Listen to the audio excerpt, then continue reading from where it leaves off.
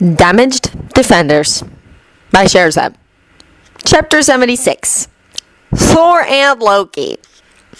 The morning after their successful attempt to interact with Hulk peaceably, Thor, Loki, Tony, and Steve gathered in Loki's quarters.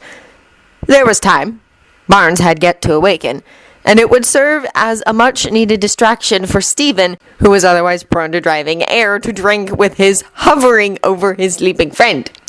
Loki had suggested his rooms as the place to meet, as all his spells on the rooms, including the ones that guaranteed his privacy, were still active and would be for months before they wore out naturally. Thor ensured the palace servants brought sufficient food and drink to see them through the many hours it would take to discuss the various realms and their rulers. Once they were all seated with drinks and plates to hand, Thor started talking. "Since you have determined to go to Svartalheim first, I shall discuss that realm first," he said. "The realm itself is extremely mountainous with very little flat land. The dwarves all lived underground, because of this, in great fortress cities that rely on warrens of tunnels as their first line of defense. The dwarves depend heavily on crops and herds raised underground, so their diet is somewhat limited. They have a few crops they grow on terraced ground on the mountainsides, but doing so is difficult. They do trade for food from other realms, but they wisely do not depend on such trade to feed their people," Thor said. "Yeah, smart move. They depend too much on imports, and they end up starving to death if war breaks out," Tony said with a nod. Thor nodded agreement. "Just so. The main export is enchanted metalcraft of all kinds, from jewelry to armor and weapons to spaceships. They respect and are intrigued by those rare individuals from other realms who can produce such items." Thor grinned over at Tony. "They will be deeply intrigued by your armor, friend Tony. They will not inquire as to your methods of construction. They safeguard their own manufacturing and enchanting processes zealously and consider it beyond the pale to attempt to duplicate on others' methods without their express permission. That said, they will ask as to its capacities, and whether or not you will be willing to divulge your construction methods. If you say you are, they may seek to have one of their people apprenticed to you." Tony looked thoroughly startled for a long moment, and Stephen could not restrain a chuckle. "Okay, that'd be interesting," Tony admitted. "It might not even be a bad idea. It'd ensure faster, stronger ties." Thor nodded agreement. "Indeed, though whether you are willing for such an endeavor, I will leave for you to decide." "Okay, question. What would they want in trade for the ships we'd be asking them to build?" Tony wanted to know. Thor thought about that for a minute. "I believe Midgard's best option when it comes to trade, regardless of realm, is your many forms of entertainment. No other realm has such a wide variety of entertainments. Each realm has its own sort of music, but Midgard has more kinds of music than the rest of the realms combined. We have theater, hunting for food, and sport, competitions of strength and ability to do battle, and a few other sports, but nothing like Midgard's many varieties of sports. None of the realms have an equivalent to Midgard's radios, movies, or television shows. Books are rare, generally kept in 1 or 2 libraries per realm, and most books are factual recordings of knowledge or past events. We have a few games of strategy akin to your chess, and of course children entertain themselves in various manners, but board games, such as Midgard possesses, are rare, and electronic games are known to us. It would just be a matter of ascertaining which forms of entertainment would appeal to which realms." "I'm guessing the tech-based stuff, movies and television and electronic games, would appeal to the dwarves, if only for the technical aspects of creating and showing them," Tony said. Thor nodded. "Aye, that they would. Now, as to the specific people, rather than the realm at large, the current king is Erskine. He is crafty and clever, but honorable. He will test you, attempt to fool you, and get you to agree to a trade that favors his people ridiculously and contains impossible-to-complete clauses. Do not hesitate to call him out on such matters, even publicly." "Especially publicly," Loki put in. "Dwarves in general have a very low tolerance for, as you humans say, bullshit, and do not hesitate to call each other out, and even get in brawls when one of their own tries such things on them. They respect outsiders who do likewise, but once you have called Thargin on his antics, and you settle on a more equal agreement, he will honor it with no further attempts to get the best of you." "Oh, I am going to like these guys," Tony said. He had this sort of toothy, anticipatory grin on his face that Thor was used to seeing on Loki's face just before his mother picked someone. Next, Loki said, we shall speak of the elves. They will be the most difficult to deal with and will require much planning before entering their realm. Alfheim is a pleasant realm, much like Asgard in most respects. It seldom suffers from truly foul weather and is generally an ideal place to live. The elves themselves, however, are given to arrogance and disdain for those who either possess no magic or are magically weak. You will have your work cut out for you getting them to heed you. Well, you're high on the magic scale, right? What if you do the talking? Steve wanted to know. Unwise.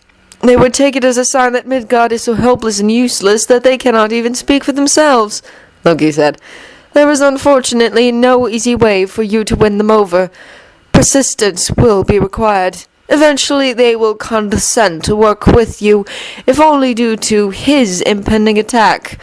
Whatever their faults, the elves will not wish for him to have his way with the universe. Steve nodded. Gotcha. I get you stubborn. Which comment got an amused snort from Tony. You will notice that the elves come in a variety of physical descriptions, aside from all being tall and very slender. Be aware that magical ability aside, they do have a caste system in place. Those elves with light hair, fair skin, and light-colored eyes seldom intermix with their darker-haired, skinned, and eyed fellows. The so-called light elves are their scholars and high thinkers, the elvish equivalent to scientists, doctors, lawyers, and such. Anything that takes a lot of education, Tony said. Loki nodded. The so-called dark elves are almost all warriors, though there are a few who do jobs related to making war, but don't fight. They are not stupid, and are not precisely forbidden to educate themselves, but they are generally expected to stop with the basics and to not have the mental capacity to understand the higher education items. It has been my experience that while the dark elves might lack for book learning ability, they are to a one, I believe the phrase is street smart, so able to handle themselves and figure stuff out in real world situations, but they don't have the diplomas or whatever to proclaim that ability to the world. Tony summed up. Yes, that is it precisely.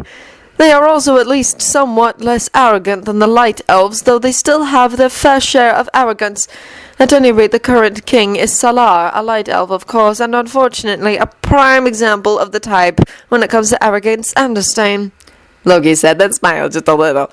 He had the gall to treat Odin like elves treat anyone with little magical power of their own. The one time I was present for a state visit between the two, Odin was less than impressed. Okay, that's liable to make me like the guy, Tony admitted, because anyone who gives Odin crap is going to get brownie points. Loki blinked at Tony.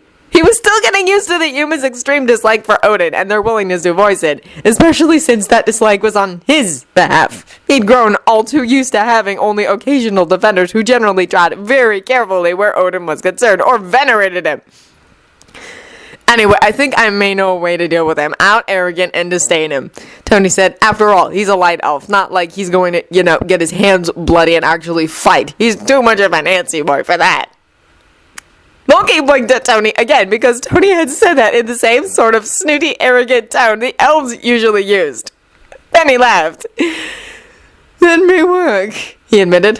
One last bit of advice. As I recall, we mentioned a week or so ago that a faction of elves broke off from the main group and started a war. Yeah, I remember that, Tony said. Steve nodded agreement. Do not mention that incident. The light elves get downright nasty when reminded of that mess, and the dark elves have made the name of the leader of that group, and indeed any mention of that group, taboo among themselves. Because it was the dark elves that made up the group, Steve suggested, and they probably made the dark elf situation on Alfheim that much more uncomfortable. Exactly, Loki said. Next, we shall discuss the Vanir, our mother's people. Thor said, Vanaheim is the realm most like Earth in environment. That is, it has more than one general sort of topography and weather.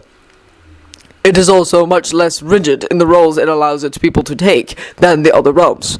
They do have roles that are generally expected of men versus women, but those that opt to take up roles traditionally held by the opposite gender are not treated as poorly as they might be on other realms. The Vanir are in general fairly peaceable, though they are trained to defend themselves in war. You will, by far, have the least trouble with Fanny when it comes to relations. Our mother is the sister of the current king, and much beloved and respected by her people.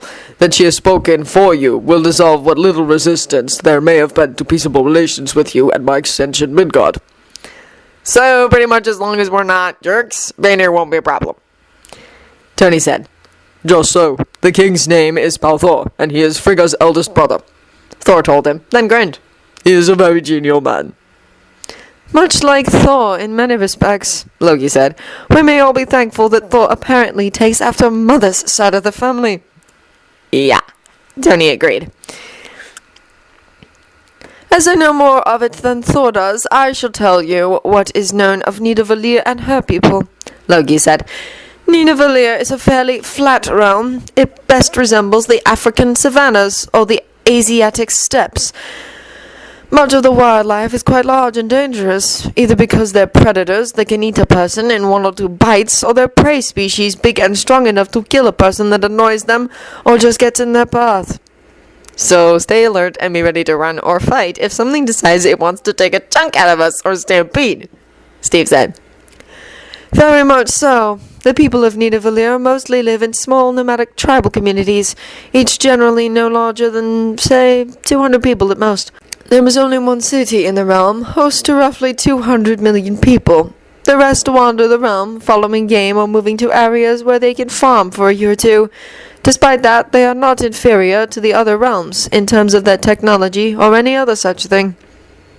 They just choose to live nomadic lives, Steve said. Yes, as Mother mentioned, they are isolationists. They rarely visit other realms or allow others into their realm. I think because they choose to live so simply for the most part, they have little to no need to trade for things with others, and not much to offer in trade.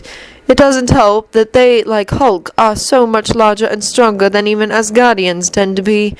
They can injure people and damage things accidentally because very little in the other realms is built to withstand their level of strength.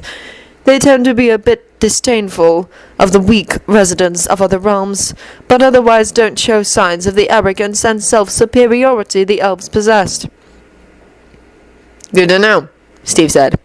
Their current ruler is actually a queen, Queen Bestla.